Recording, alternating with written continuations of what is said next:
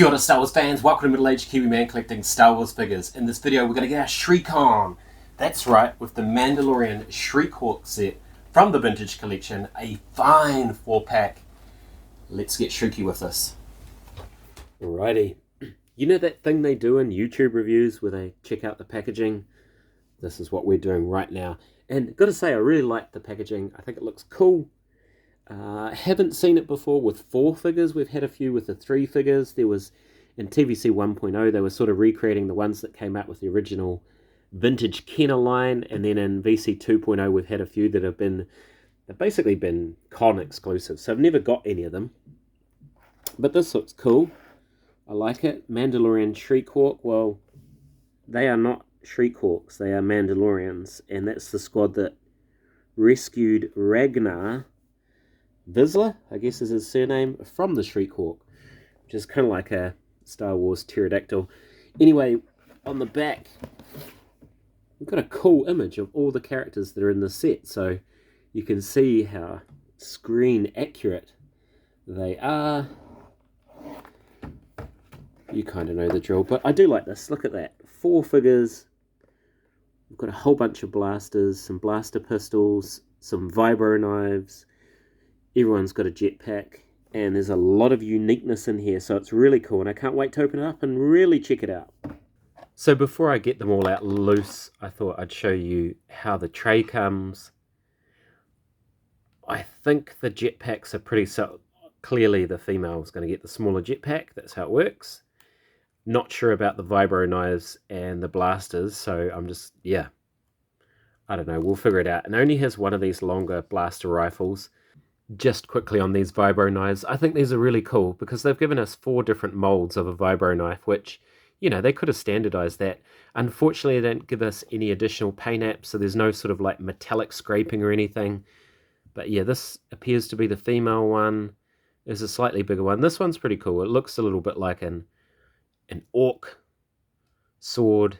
And there's this one. So nice variety there, Hasbro. Cool. Well done. Here's another quick look at the Mandalorian Shriek Hawk squad as a squad photo, and then we're going to have a look at them each individually as well. So there's our female Mandalorian Shriek Hawk squad member, and she looks cool. Some interesting colours there. She's got a bit of a green and mustardy yellow, a little bit like Boba Fett, and most obviously she uses a lot of the tooling from the Bo-Katan figure. Pretty sure the legs, everything are exactly the same. The chest armor, it's just painted differently, and then she's just got different bits and pieces to make her look different, such as the holster, the neckerchief, whatever, even the backpack is the same mold, just painted differently. The helmet is also exactly the same mold, just painted differently again. Alright, we got this guy here, and he looks cool as well, nice and unique, and he's got this soft goods lower skirt, which I think is really cool, and it's jagged at the bottom there. Again, just needs a little bit of weathering to really make some of that stuff pop.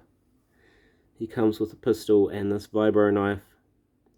Really cool. I was trying to figure out what parts he used, and I'm pretty sure the upper body, the chest and the shoulder arm and the arms are pretty much the same as the Mandalorian Fleet Commander. The helmet looks quite a bit like Din Djarin's. Bring that in there, except it has the rangefinder, and yeah, couldn't quite match up where the lower legs came from, so they might be new to this set. I'm not sure, but let me know in the comments section below if you know where those lower legs are from. Alrighty, and we've got this guy here. He seems to share the same lower legs as the guy we just looked at, which is pretty cool. Once again, he has very similar upper body armor to the Fleet Commander. Yeah, he's pretty cool. His helmet's a bit different as well, and at first I thought, oh, that's very much like Boba Fett's helmet, except he has the movable rangefinder. The Boba Fett's that we've got didn't have the movable rangefinder. And then I remembered, of course, Daddy Jango Fett has that same shape helmet with the movable rangefinder, so it could be that. But anyway, again, it's the variety in this set that really stands out for me. And finally, we've got this guy. I think it's pretty cool again. some decent variety in there. I don't think I've seen that chest armor before. It looks new to me, but again, let me know in the comment section below if you've seen it before. The helmet looks a bit like Din Djarin's, but obviously painted differently, and he's got this tiny little movable rangefinder. We haven't been showing you the back of them. There's paint on the back as well.